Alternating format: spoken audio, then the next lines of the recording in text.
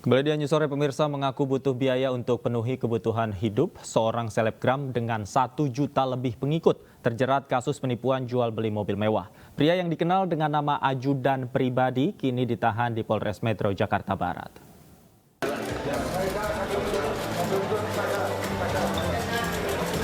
Selebgram Muhammad Akbar atau yang dikenal dengan ajudan pribadi hanya tertunduk saat digelandang ke Polres Metro Jakarta Barat.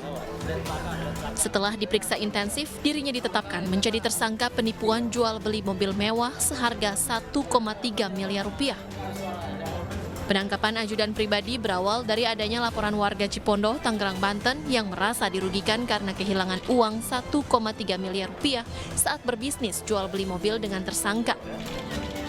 Muhammad Akbar kemudian ditangkap saat berada di kampung halamannya di Kota Makassar, Sulawesi Selatan. Muhammad Akbar meminta maaf atas perbuatannya ini. Ia mengaku hilaf dan butuh uang untuk biaya hidup sehari-hari. Adapun modus operandi daripada tindak pidana yang dilakukan oleh terlapor adalah terlapor menghubungi korban dengan maksud untuk menawarkan 2 unit mobil mewah. Antara lain 1 unit mobil Toyota Land Cruiser tahun 2019 dengan harga 400 juta rupiah dan mobil Mercedes-Benz tipe G63 tahun 2021 seharga 950 juta rupiah. Setelah korban melakukan pembayaran, ternyata mobil tidak kunjung ada dan diserahkan kepada korban. Ini sangat disangka perbuatan kami dan insya Allah selesai secepatnya. Dan saya minta maaf segala-galanya. Itu duitnya untuk kebutuhan ini ya, koya-koya ya? Enggak. Buat apa kemarin? Mungkin Motifnya apa kemarin melakukan hal itu? Buat kebutuhan. Ya itu apa? Kebutuhan hidup dan itu aja. Motifnya apa? Tipu-tipu atau apa? Ya saya mau maaf dan insya Allah selesai secara cepat. Untuk mempertanggungjawabkan perbuatannya, Muhammad Akbar alias ajudan pribadi kini mendekam di sel tahanan Polres Metro Jakarta Barat. Ia dijerat pasal tentang penipuan dengan ancaman hukuman 4 tahun penjara. Muhammad Akbar dikenal di media sosial dengan nama ajudan pribadi. Tidak tanggung-tanggung, ia memiliki 1 juta lebih pengikut di Instagram. Unggahan foto dan videonya di media sosial menampilkan kemewahan dan interaksinya bersama sejumlah tokoh negara seperti pejabat, pengusaha, politisi, hingga artis papan atas tanah air. Ekspresi dan ulahnya kerap mengundang tawa hingga mencuri perhatian warganet.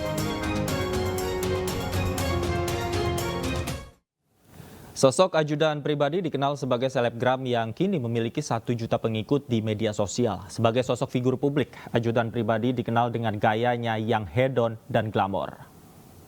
Yang punya tobat.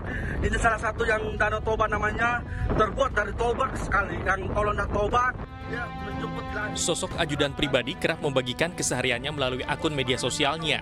Ia aktif di media sosial sejak 2019. Salah satu hal yang sering dibagikannya adalah gaya hidupnya yang kerap bergaya hedon dan sering dekat dengan pejabat.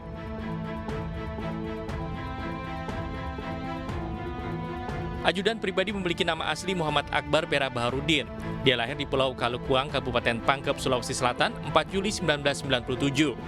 Sebagai seorang figur publik, ajudan pribadi aktif di media sosial Instagram dan YouTube. Aksi lucu dan nyeleneh sosok Akbar membuatnya jadi sorotan publik, apalagi gaya bicaranya yang terbata-bata seringkali menarik perhatian warganet. Sebelum dikenal sebagai sosok selebgram, ajudan pribadi atau Akbar pernah memiliki masa lalu yang kurang mengenakan. Dulunya Akbar sempat bekerja sebagai kuli bangunan dan pemulung. Akbar juga pernah menjajakan kacang di arena golf. Selain itu, Akbar juga sesekali menjadi tukang pijat bagi orang-orang kaya yang tengah bermain golf.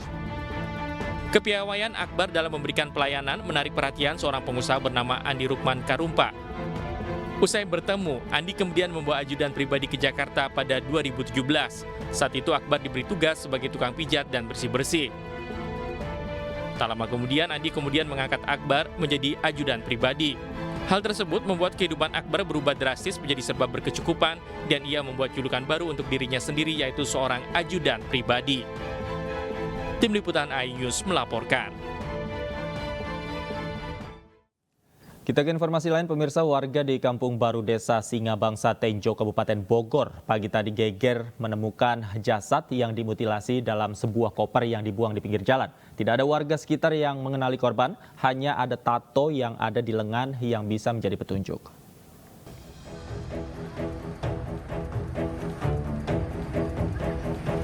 Warga di Kampung Baru Desa Singabangsa, Kecamatan Tenjo, Kabupaten Bogor geger dengan penemuan jasad di pinggir jalan desa. Kondisi jasad mengenaskan, yakni berada di dalam tas koper dengan kondisi jasad dimutilasi. Awalnya jasad ini ditemukan seorang pejalan kaki yang mengira koper berisikan baju bekas. Namun saat diperiksa, ditemukan bercak darah dan dikerumuni lalat.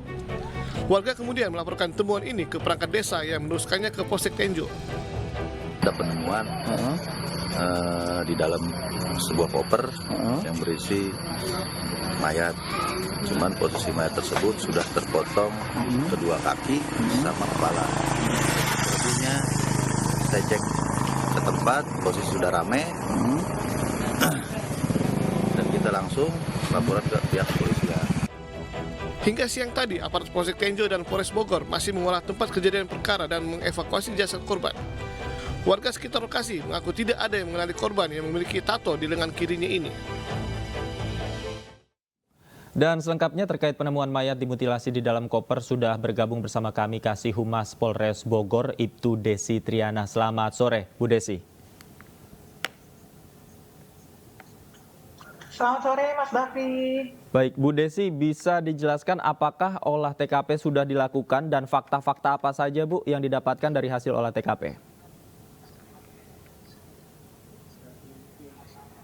Ya, mohon izin menjelaskan bahwa dari Satreskrim Polres Bogor, Inafis, dan Polsek Tenjo sudah melakukan olah TKP di Kampung Baru Desa Singabangsa, Kecamatan Tenjo, Kabupaten Bogor, yang mana jenazah mayat tersebut sudah dibawa ke Rumah Sakit Polri Kramat Jati.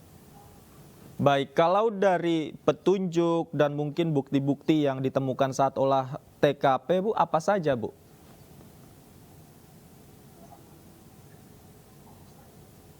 Untuk sementara masih terus dilakukan olah TKP di TKP oleh anggota Polres Bogor, yang mana baru ditemukan koper berisi potongan tubuh dari termutilasi tersebut. Baik, tapi kalau masih, dari terus dilakukan pencarian.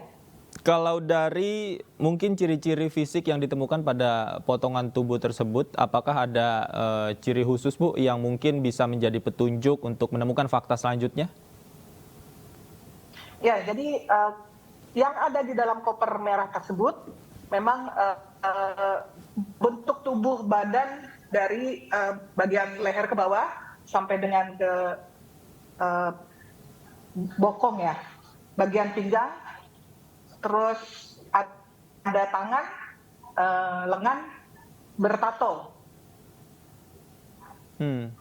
Untuk kepala sama kaki tidak ada. Baik, artinya kondisinya telungkup, tengkurap. Jadi posisinya pas di satu koper itu. Oke, tadi Anda katakan ada tato di lengan, Bu, ya. Tato apa, Bu? Gambar apa? Gambar apa ya? Bingung itu. Ya gambar-gambar inilah.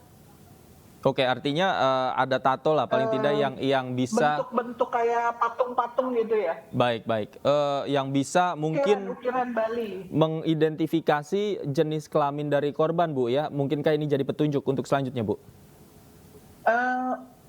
Untuk saat ini masih diketahui Mr. X laki-laki ya. Laki-laki, oke. Ya. Artinya jenis kelaminnya laki-laki, Bu, ya? Betul. Baik.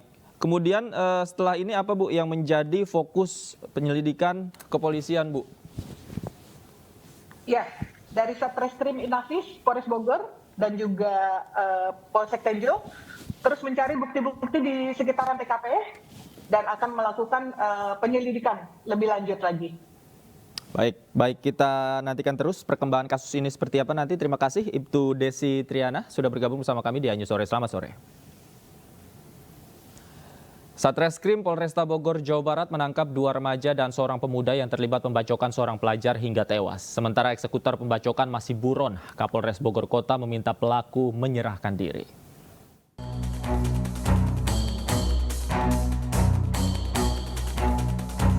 Aparat Satreskrim Polresta Bogor, Jawa Barat menangkap 2 remaja dan seorang pemuda yang terlibat pembacokan seorang pelajar pada Jumat 10 Maret.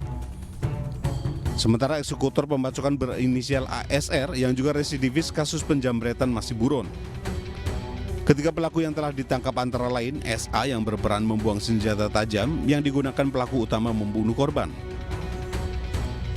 Sementara pelaku MA merupakan pemilik senjata tajam serta sepeda motor yang digunakan para pelaku saat penganiayaan. Dan seorang pelaku lain yang ikut ditangkap karena menyembunyikan keberadaan SA dan MA pasca penganiayaan. Kapolres Bogor Kota mengimbau eksekutor penganiayaan ASR segera menyerahkan diri. Kombes Pol Bismo Teguh Prakoso juga menegaskan jika ada yang berusaha menyembunyikan keberadaan pelaku utama akan ikut dijerat pasal pidana. Sementara 3 pelaku yang sudah ditangkap dijerat dengan pasal berbeda sesuai perannya masing-masing.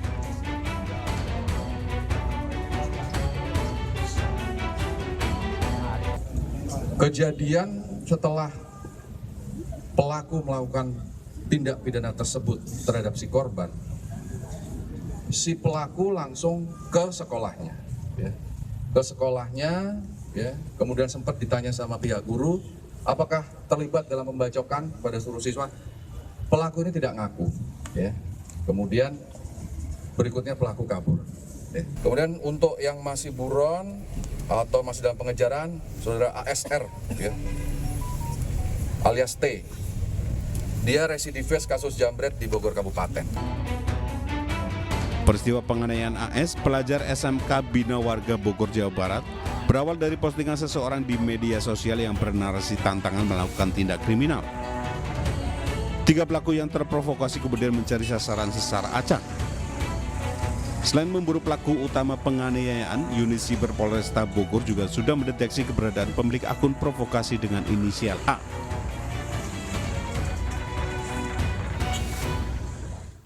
Tersangkut narkoba dan izin tinggal, 2 WNA di Bali dideportasi. Kami segera kembali usai jeda, tetaplah di Anju Sore.